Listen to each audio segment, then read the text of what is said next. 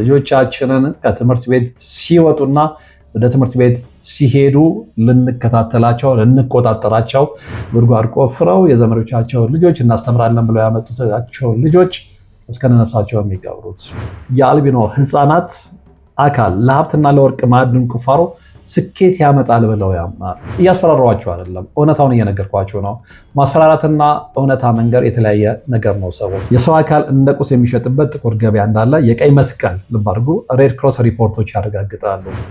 እጅና እግሩን ከሆነ $2,000 ሙሉ አካሉን ካገኙ ደግሞ እስከ $75,000 ይከፍላሉ ማለት ነው። አንድ አባት የ6 ዓመት ልጁን ለአዳኞች አሳልፎ ሰጥቶ እጁ ሲቆረጥ በዝምታ መመልከቱ በወቅቱ ታላቅ ቁጣን ቀስቅሶ ነበር። አይሰማችሁ ነው?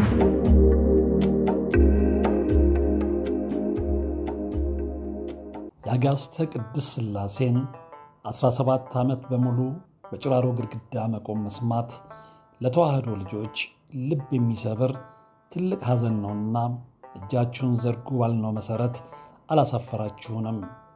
ፈጣን ምላሻችሁ የቅድስት ሥላሴን ቤት እንድንሠራ ያሰብነውን እንድንፈጽም ኃይልና ብርታት ሆኖን ይኸው መሠረቱን ጀምረናል። የረዳችሁንን ሁሉ እያመሰገን አትርሱን ያሉ አባቶችን ምርቃት አስቀድመን ጅምሩ ከፍጻሜ እንዲደርስ አሁንም አብራችሁን ሆኑ ስንል እንማጸናለን። አብረን እንደጀመርነው አብረን እንጨርሰዋለን። ድጋፋችሁ አይለየን። በድጋሚ በአባቶች ስም እናመሰግናለን። የአጋዕዝተ ቅድስት ሥላሴ ቤተ ክርስቲያን አሰሪ ኮሚቴ።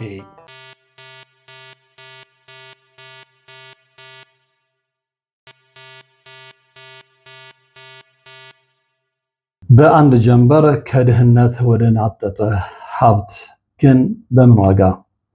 ብዙዎች በዝምታ የሚያወሩ፣ ጥቂቶች ግን በድፍረት የሚፈጽሙት አስፈሪው የልጅ መስዋዕትነትና የገንዘብ ትርክት በስተጀርባ ያለው እውነት ምንድን ነው? ዛሬ በስፋት የምንመለከተው ርዕሰ ጉዳይ ነው። እስከ ፕሮግራሙ ፍጻሜ አብራችሁ እንድትሆኑ የምጋብዘው እንደተለመደው በታላቅ አክብሮት ነው። የምንገኘው በዋናው ቻናላችን ወርቅ ያፈራው አንድ ላይ ነው። እንግዲህ ለዛሬ የልጅ መስዋዕትነትንና ከሀብት ጋር የተገናኘ ስግብግብነትን እንመለከታለን ማለት ነው።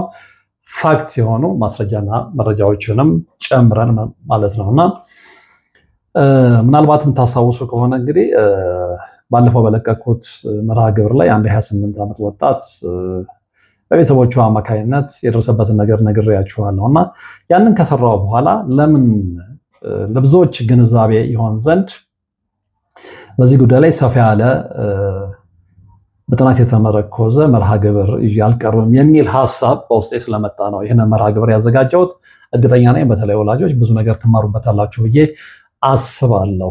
አንድም ከእግዚአብሔር ጋር ስለሚያጣላ ሁሌም ሕሊናን እየቆዘቆዘ ወይም እየቆረቆረ ስለሚኖር በዚህ ድርጊት ውስጥ ለመሳተፍ መንገድ ላይ ያሉ ምናልባትም ካሉ ማስጠንቀቂያ እንዲሆን ይህንን መርሃ ግብር ማዘጋጀት ግድ ሆኗል ማለት ነው። እንግዲህ ይህ ርዕስ በብዙ ማህበረሰቦች ውስጥ በስፋት የሚወራና እጅግ ጥንታዊ የሚባል ነገር ነው። ሰዎች ለአጭር ጊዜ ስኬት ወይም ደግሞ ሀብት ለማግኘት ሲሉ የቅርብ ቤተሰቦቻቸውን፣ ልጆቻቸውን ጭምር መስዋዕት ያደርጋሉ የሚለው ሀሳብ እንግዲህ በስነ ልቦና፣ በማህበራዊ ኑሮና በሞራል ረገድ ጥልቅ ውይይት የሚያስፈልገው ጉዳይ እንደሆነም ማንሳት የግድ ያስፈልጋል ብዬ አስባለሁ። እንግዲህ ከዚህ አንጻር ስንመለከተው የሞራልና የሰብአዊነት ጥያቄ ያስነሳል እና በየትኛው እምነት እንግዲህ ባህል ወይም ደግሞ የህግ ማዕቀፍ ውስጥ ቢታይ አንድ ሰው በተለይም ደግሞ ምንም የማያውቅን ጨቅላ ህፃን ለግል ጥቅም ሲሉ ጉዳት ላይ መጣል እጅግ አስከፊ የሆነ የሞራል ውድቀት ነው። ይሄ ምንም የሚያነጋገር ነገር አይደለም። ሀብት የሚፈለገው እንግዲህ ለቤተሰብ የተሻለ እድልን ለማመቻቸት ነው አይደለም? እና ያ ሆኖ ሳለ ያንን ቤተሰብ መስዋዕት ማድረግ ከሀብት ፍልስፍናው ጋር የሚቃረንና ህሊና እንግዲህ በጸጸት የሚሞላ ተግባር ነው። ይህንን እናንተ መናገር ይኖርብኛል ብዬ አላስብም፣ ከኔ በላይ የምታውቁ ስላላችሁ ማለት ነው። እንግዲህ ይህንን ነገር በዝርዝር ስንመለከት የምንመለከተው እውነት አለ። ይሄ ምንድነው? ይህ ጥያቄ በጣም ጥልቅና ብዙዎችን የሚያከራክር ጉዳይ መሆኑን ነው። ጉዳዩን በሁለት ዋና ዋና እይታዎች ክፍለን ማየት እንችላለን ብዬ አምናለሁ። ምክንያቱም በዓለማችን ላይ የለም ተብለው የማይታለፉ ድርጊቶች እና እውነት ናቸው ተብለው የሚጠየቁ እምነቶች ስላሉ ማለት ነው። እንግዲህ አንደኛው ምንድነው? የተረጋገጡ ድርጊቶች ወይም ደግሞ ዘሃርሽ ሪያሊቲ የምንለው ነው። ሁለተኛው ደግሞ በመንፈሳዊና ሚስጥራዊ እምነቶች ወይም ደግሞ የስፒሪቹዋል ቢሊፍ ነው እና ሁለቱንም በየተራ እንመለከታለን።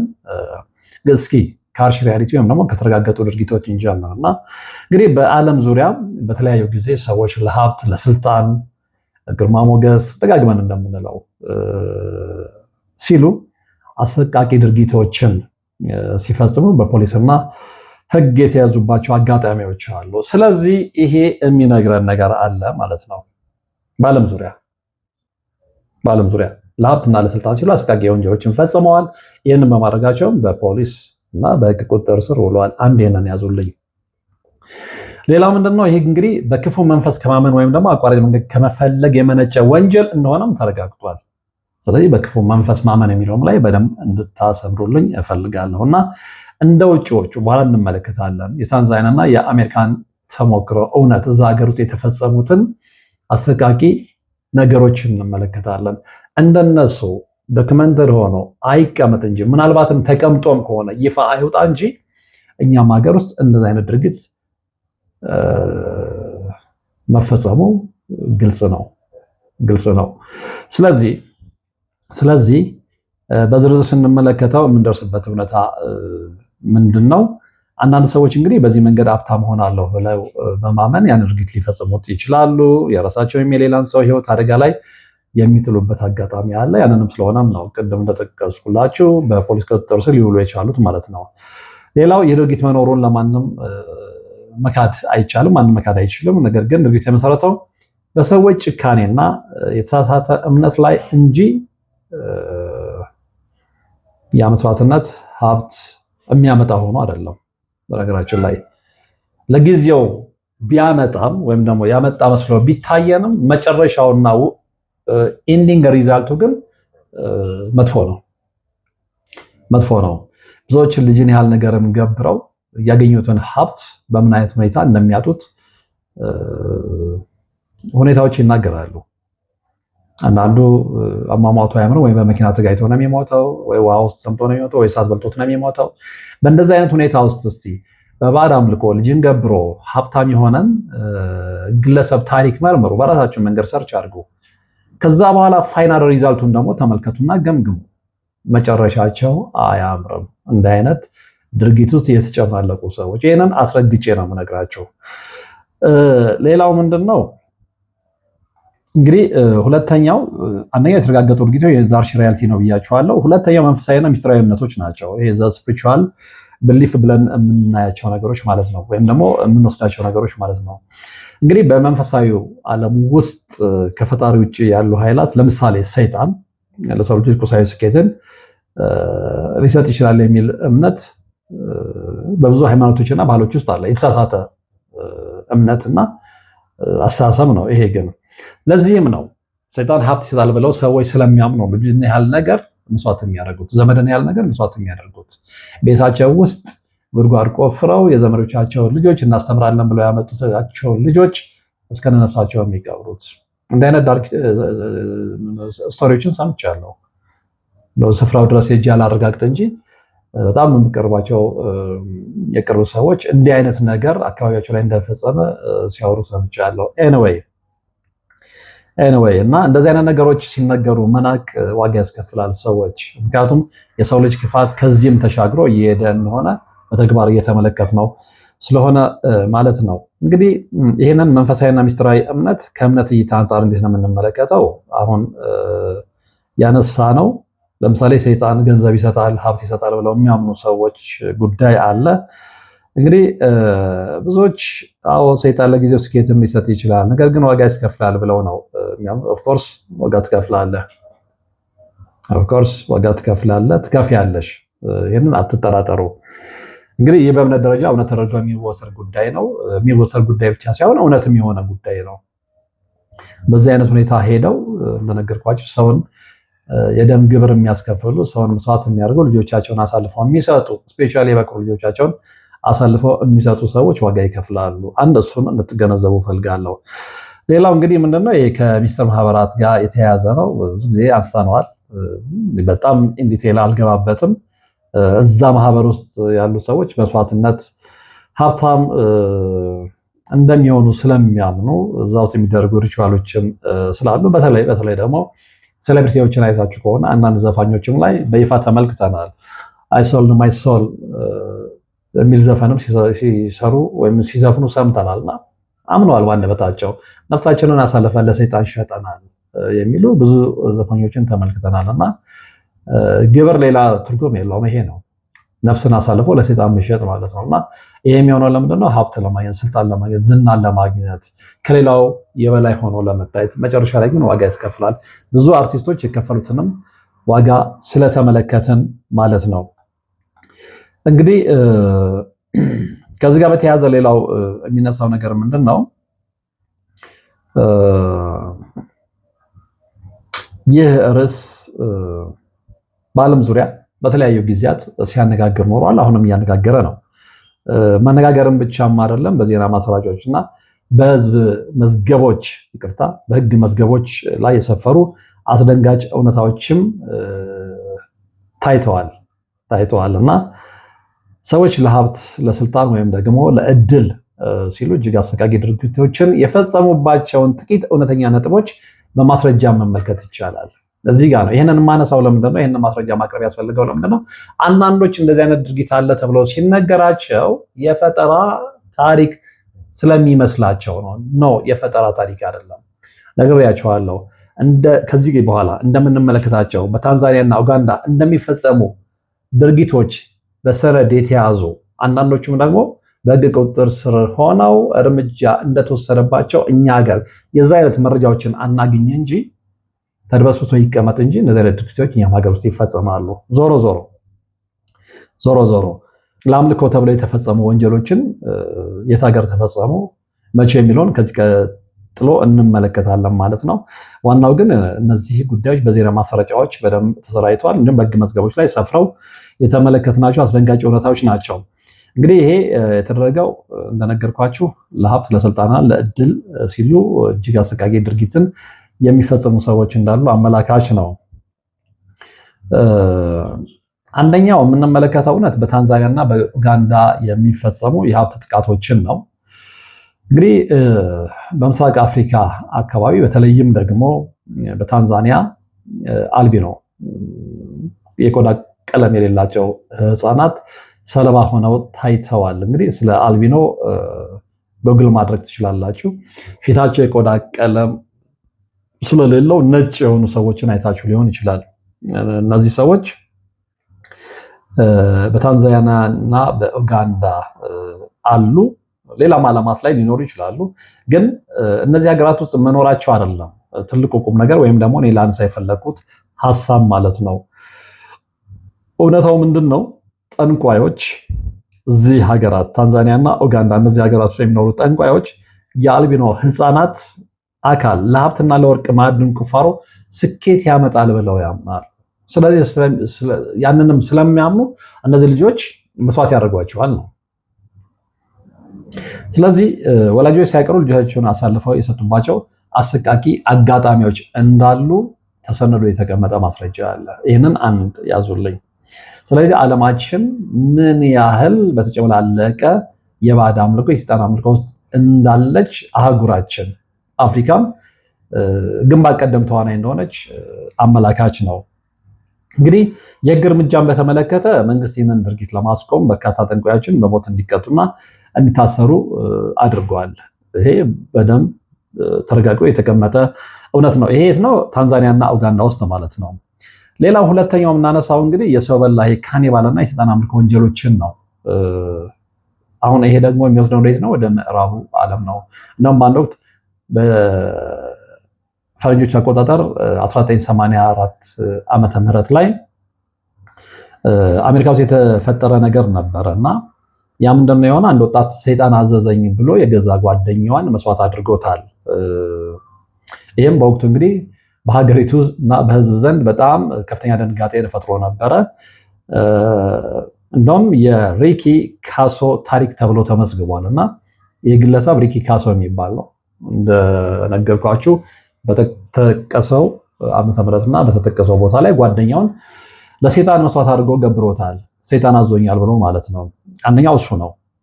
ሌላው ከዚህ ጋር በተያያዘ እንግዲህ ሜክሲኮም ስንሄድ የምናገኘው እውነት አለና ሜክሲኮ ውስጥ ናርኮ ሳታኒስት የሚባሉ የአደንዛዥ አዘዋዋሪዎች አሉ እና ንግዳቸው በደንብ እንዲሳካና በፖሊስ እንዳይያዙ ሲሉ የሰው ልጅን መስዋዕት ያደርጉ ነበረ፣ መስዋዕት ያቀርቡ ነበር ለሰይጣን ማለት ነው። ይሄ የሆነ ደግሞ በ1980ዎቹ መገባደጃ ላይ ነው። ያም ሆኖ ግን እንደዛ እየተችለከለኩ የሰው ልጅ ለሰይጣን እየገበሩ አልቀጠሉም። ተደርሶባቸው በፖሊስ ቁጥጥር ስር ውለው እርምጃ ተወስዶባቸዋል ማለት ነው እና እነዚህን ሁለት የታሪክ አጋጣሚዎች የሪኪ ካሶን እና በሜክሲኮ ያሉትን ናርኮ ሳታኒስት እውነት አነሳን እንጂ እንዲህ እየፈተሽን ብንመለከት በየሀገራቱ ለሀብት፣ ለእድል፣ ለዝና፣ ለግርማ ሞገስ ምናምን እየተባለ ህፃናት በተለይ ህፃናት ለሰይጣን አምልኮ ግብር መሰጠታቸው እሙን ነው እና ይህንን ነገር በደንብ ማወቅ ይኖርብናል።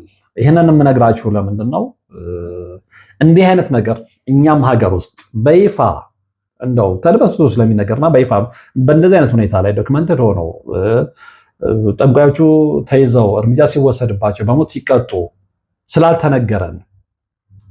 ስላልተነገረን አይሆንም ብለን እንዳናምንና ልጆቻችንን በስውር እንደዚህ አይነት ጥቃት ላይ ከሚዳርጓቸው ሰዎች ለመጠበቅ የግድ እንደዚህ አይነት ታሪኮችን ማወቅ መቻል አለብን። ይፈጸማል። አዎ ይፈጸማል። አንዳንዶች እነዚህ አይነት ነገር እንዴት ይፈጸማል ምናምን ብለው ስለሚከራከሩ ነው። ልጆቻችሁን ጠብቁ የምንለው ያለ ምክንያት አይደለም እና እንግዲህ ሁለቱን የታንዛኒያ የኡጋንዳን እንዲሁም ደግሞ የምዕራቡን ዓለም እውነት ተመልክተናል። ሌላው ከዚህ ጋር የምንመለከተው ቅድም አንስተነዋል፣ የሚስጥር ማህበራት ውስጥ አሉ ሳታኒክ ሪቹዋል የሚያደርጉ ልጆቻቸውንም አሳልፈው የሚሰጡ ሰዎች አሉ። ይሄም በተለይ ሴሌብሪቲዎች ላይ ይታያል። አይሶል ለማይሶል በቃ ይሄ ምስክርና ወደዛ አልመለስም በድጋሚ ማለት ነው እና እንዲህ አይነት ነገሮች በደንብ ዓለማችን ላይ እየተካሄዱ ስላሉ በተቻለን መጠን ዙሪያችንን ልንቃኝ ይገባል። ዙሪያችንን ልንመለከት ይገባል። ልጆቻችንን ከትምህርት ቤት ሲወጡና ወደ ትምህርት ቤት ሲሄዱ ልንከታተላቸው፣ ልንቆጣጠራቸው፣ አሳልፈን ለሰጠነው ሰርቪስ ኃላፊነት ከሰጠን በኋላ ልንከታተል ይገባል። እያስፈራሯቸው አይደለም፣ እውነታውን እየነገርኳቸው ነው። ማስፈራራትና እውነታ መንገር የተለያየ ነገር ነው ሰዎች። ይሄ ለማስጠንቀቂያ ነው፣ ህፃናትን ለማዳን ነው፣ የሰው ነፍስ ለማዳን ነው። ታንዛኒያና ኡጋንዳ ውስጥ የተፈጸመው አይነት ድርጊት ኢትዮጵያ ውስጥ እንዲፈጸም አልፈልግም። ኦፍኮርስ ቅድም እንደነገርኳቸው ነው እኛ ጋር እንደዚህ በይፋ አይን ነገር እንጂ ውስጥ ለውስጥ ብዙ ነገሮችን እየሰማን ነው። ብዙ ታሪኮችም ይደርሱኛል። ስለዚህ ህፃናቶቻችንን መጠበቅ ስላለብን የአንድና የሁለት ህፃናትን ህይወት ማዳን ቀላል ነገር ስላልሆነ እንዲህ አይነት እውነታዎችን ከዓለም አቀፍ እውነታዎች ጋር እያገናዘብ እያጣቀስኩ በመረጃ ነግራችኋለሁ። ስለዚህ ከመቼውም ጊዜ በላይ ዜጎቻችንን የምንጠብቅበት ጊዜ አሁን ስለሆነ ማለት ነውና ቅድም ስለ ታንዛኒያ ያነሳሁት ነገር ነበር። ትንሽ ነገር አክዬ ልጨምርላቸው። እንግዲህ የታንዛኒያ የነጭ ወርቅ አደን የሚሉት አለ እነሱ ዘ ትሬድ ኢን ቦዲ ፓርትስ ነው የሚሉት በፈረንጅኛው። አንደኛው አሰቃቂ እምነትን በተመለከተ ነው። እንግዲህ በታንዛኒያ የሚገኙ አንዳንድ ጠንቋዮች የሚያሰራጩት እጅግ አደገኛ የሆነ ትርክት አለ። ይሄ ምንድነው? ቅድም የነገርኳቸው ነው። አልቤኒያዎች ኪድናፕ ይደረጋሉ ብያቸዋለሁ። ለምንድነው ኪድናፕ የሚደረጉት? ዝርዝር ሁኔታው ምን ይመስላል የሚለውን ነገር ስንመለከት የነሱ አካል ይሄ የቆዳቸው ቀለም የሌለው ሰዎች አካል በተለይም ደግሞ ፀጉር፣ ደም እንዲሁም እጅና እግር በውስጡ የተለየ መንፈሳዊ ኃይል አለው ብለው ያምናሉ።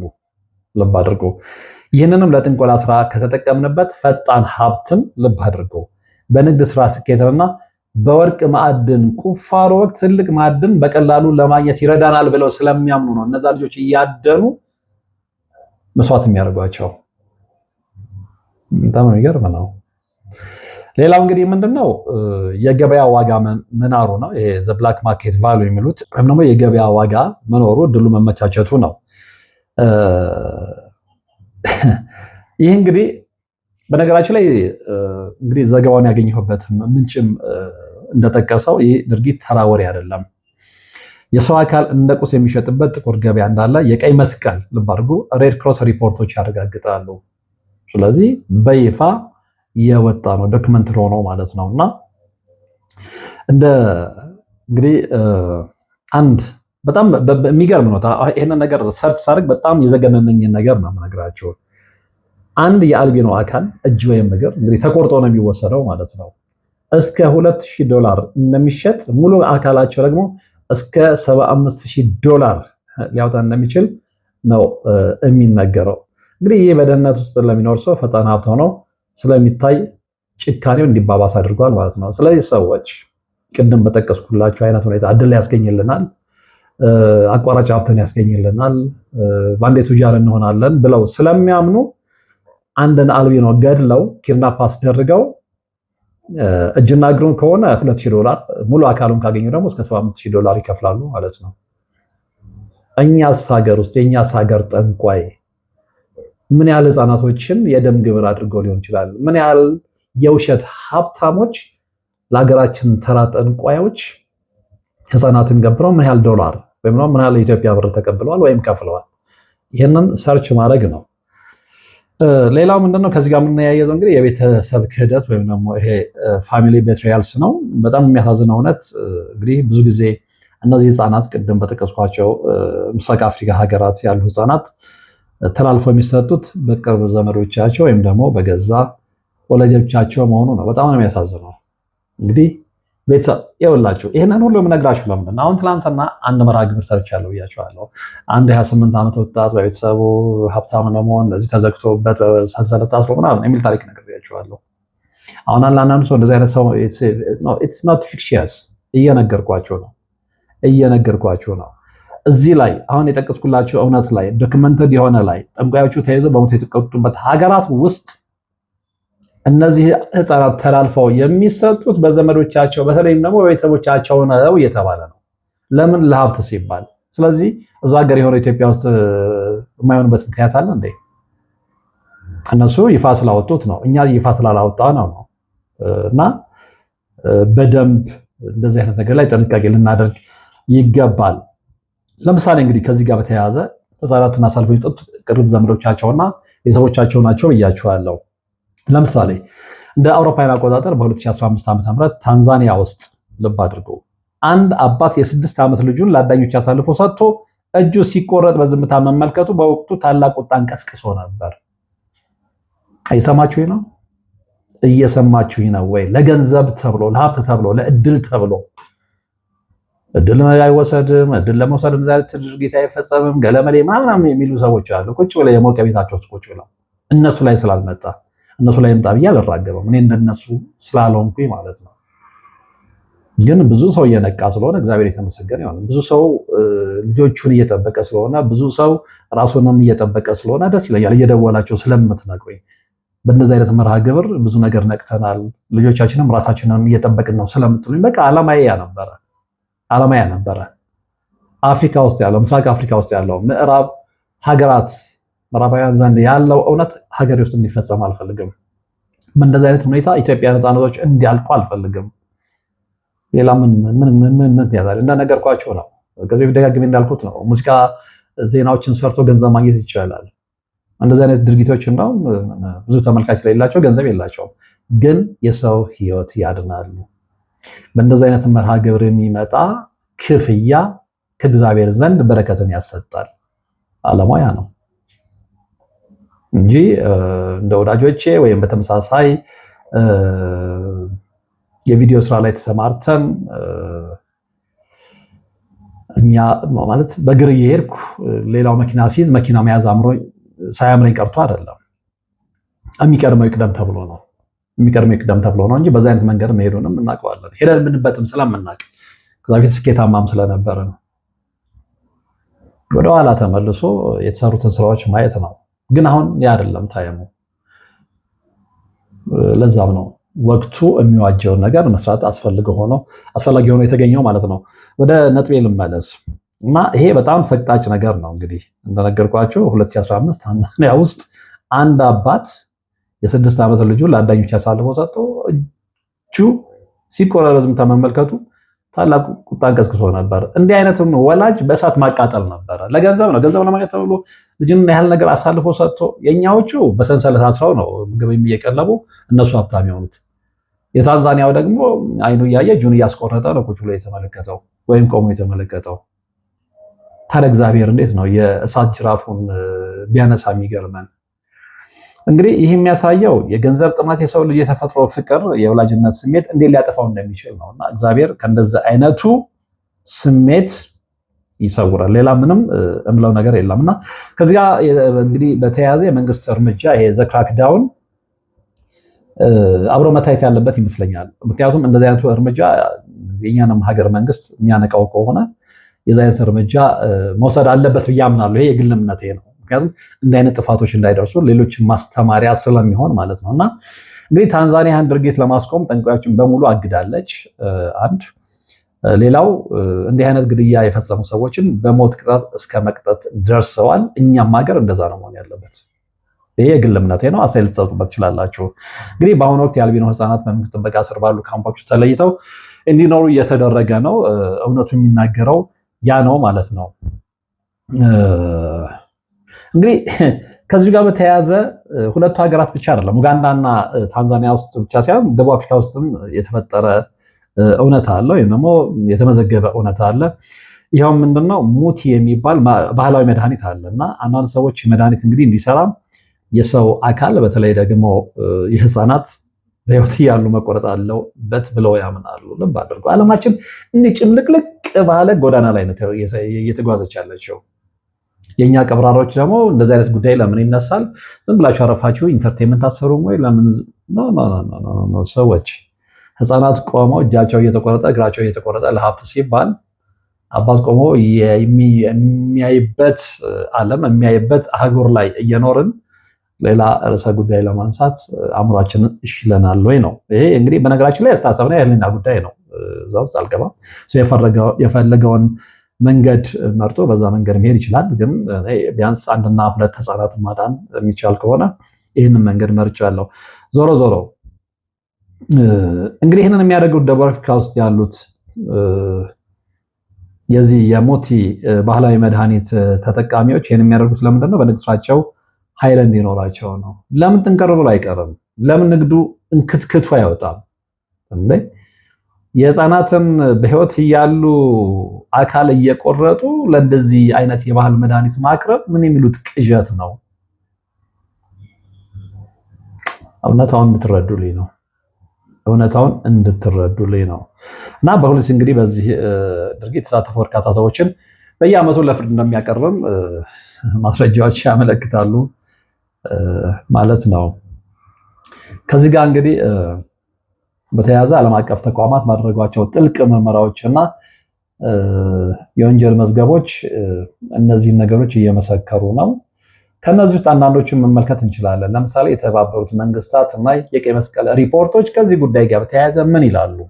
እንግዲህ የተባበሩት መንግስታት የሰብአዊ መብቶች ከፍተኛ ኮሚሽነር እና ዓለም አቀፍ ቀይ መስቀል ማህበር ICRC በታንዛኒያና ቅድም በጠቀስኩላችሁ ሀገር ማለት ነው በጎረቤት ሀገራት ያለውን ሁኔታ ለዓመታት ሲከታተሉ ቆይተዋል። እነዚህ ተቋማት እንግዲህ ከአካባቢው ፖሊስና ከጥቃት የተረፉ ሰዎች ጋር በመነጋገር ባወጡት ሪፖርት ልብ አድርጉ የአልቢኖ አካል ክፍሎች በጥቁር ገበያ ብላክ ማርኬት ማለት ነው ቅድም እንደነገርኳችሁ እስከ $75,000 ለሙሉ አካል እና እስከ $2,000 ለአንድ አካል እንደሚሸጡ ይፋ አድርገዋል ማለት ነው። የፖሊስ ምርመራ መዝገቦችና የፍርድ ቤት ውሳኔዎችንም በተመለከተ እንግዲህ በታንዛኒያ ፖሊስ ቁጥጥር ስር የዋሉ ደላሎችና ገዢዎች በሰጡት ቃል መሰረት የንግድ በከፍተኛ ሚስጥር የሚመራና ከፍተኛ ገንዘብ የሚንቀሳቀስበት እንደሆነ የተረጋገጠው ገንዘብ ብዙዎች ወንጀለኞች ይህን ያህል ገንዘብ ተስፋ ተሰጥቶን ነው ድርጊቱን የፈጸምነው ብለው የእምነት ቃላቸውን ሰጥቷል። እና ለሁለት ባሪያ አትገዛ ያለው ፈጣሪ ይህንን ቀድሞ ስላወቀ ነው። ገንዘብ የት ድረስ እንደሚወስደን ስላወቀ ነው። ገንዘብ ቆመን የልጃችን አካል ሲቆረጥ እንድናይ የሚገዛን ባሪያ እንደሆነ ስላወቀ ነው። ስለዚህ ገንዘብን ከልክ በላይ ኤክስትሪም ባንወድ መልካም ነው ብዬ አስባለሁ። ለአንዳንዶች ይሄ ቀልድ ሊመስል ይችላል። እንግዲህ አንዳንድ ዓለም አቀፍ ጋዜጠኞች ለምሳሌ እነ ቢቢሲ እና አልጀዚራ የመሳሰሉ ሚዲያዎች ዘጋቢዎች ራሳቸውን እንደ ገዢ በመምሰል ወደ ጠንቋዮችና ደላሎች ዘንድ በመቅረብ ይሄ በጣም አስገራሚ ነው። የአካል ክፍሎቹ በምን ያህል ዋጋ እንደሚሸጡ በድብቅ ካሜራ ቀርጸው አሳይተዋል። እና ይህ የምርመራ ውጤት ደግሞ ዓለምን በወቅቱ በጣም ያስደነገጠ እውነታ ነበር። ይህንንም ልብ እንድትሉ ፈልጋለሁ። ፖሊስ ወንጀለኞችን እንግዲህ በሚይዝበት ወቅት ከድርጊቱ ጀርባ ያሉ ባለሀብቶችና የማዕድን ቁፋሮ ባለቤቶች የከፈሏቸው ከፍተኛ ገንዘብ መጠኖች እንደ ማስረጃ ቀርበዋል። ይህ የሚያሳየው ድርጊቱ በድሆች መካከል ብቻ የሚደረግ ሳይሆን ከፍተኛ ገንዘብ ያላቸው ሰዎች ለስኬት ብለው የሚከፍሉት ዋጋ የት ድረስ እንደሚሄድ ነው። መስገብገብ የመጨረሻ ውጤቱ ይሄ ነው ማለት ነው። ስለዚህ እንግዲህ ምንድነው ልንል የምንችለው? ምንድነው ልንል የምንችለው? ሰው በምርጫ ወቅት ፖለቲከኛው የተሻለ ደረጃ ለማግኘት የተሻለ ውጤት ለማግኘት አልቢኖችን የወሰደ የሚያሳርር ከሆነ እጅና እግር የሚቆርጥ ከሆነ ባለሀብቱ ለማዕድን ቁፋሮ ስኬት ህፃናትን በቁም የሚያሳርድ ከሆነ እግዚአብሔር እንደውም እርግጠኛ ነኝ እርምጃ አልወሰደም ብዬ ነው እኔ በግሌ እማምነው።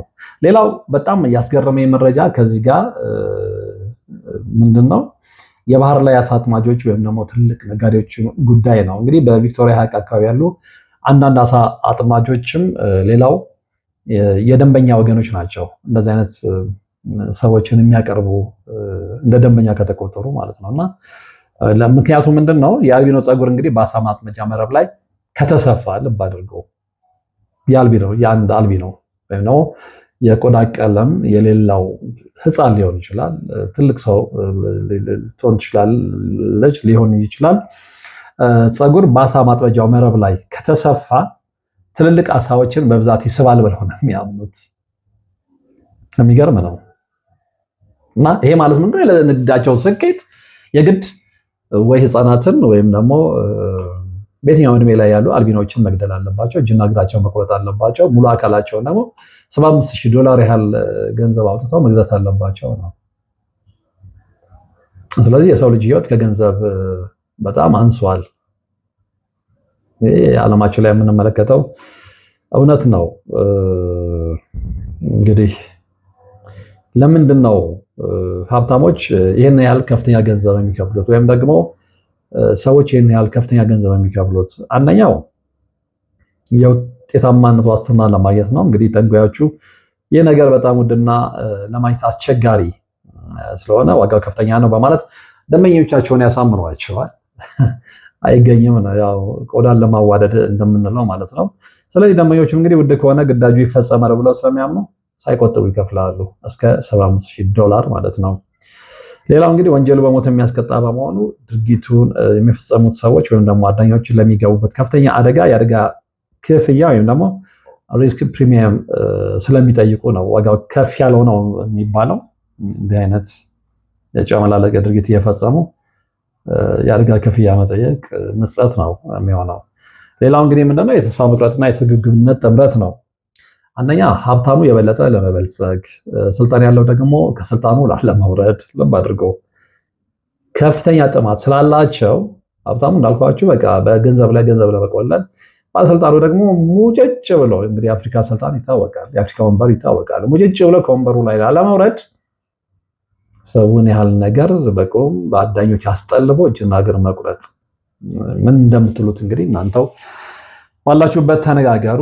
ኤኒዌይ ለዛሬ ያቀረብኩላችሁ መርሃ ግብር የተከታተላችሁት ነበር። ብዙ ነገር እንደተማራችሁበት፣ ብዙ ነገር እንደተገነዘባችሁበት በእርግጠኝነት ተስፋ አድርጋለሁ። በቀጣይም እንዲሁ በጥናትና በማስረጃ ላይ የተመሰረቱ አነጋጋሪ ትኩረት ሳቢ የሆኑ ርዕሰ ጉዳዮችን ይዤ እቀርባለሁ። እስከዛው ግን በያላችሁበት ሰላም። የአጋዕዝተ ቅድስት ሥላሴን 17 ዓመት በሙሉ በጭራሮ ግድግዳ መቆም መስማት ለተዋህዶ ልጆች ልብ የሚሰብር ትልቅ ሐዘን ነውና እጃችሁን ዘርጉ ባልነው መሠረት አላሳፈራችሁንም። ፈጣን ምላሻችሁ የቅድስት ሥላሴን ቤት እንድንሠራ ያሰብነውን እንድንፈጽም ኃይልና ብርታት ሆኖን ይኸው መሠረቱን ጀምረናል። የረዳችሁንን ሁሉ እያመሰገን አትርሱን ያሉ አባቶችን ምርቃት አስቀድመን ጅምሩ ከፍጻሜ እንዲደርስ አሁንም አብራችሁን ሆኑ ስንል እንማጸናለን። አብረን እንደጀመርነው አብረን እንጨርሰዋለን። ድጋፋችሁ አይለየን። በድጋሚ በአባቶች ስም እናመሰግናለን። የአጋዕዝተ ቅድስት ሥላሴ ቤተ ክርስቲያን አሰሪ ኮሚቴ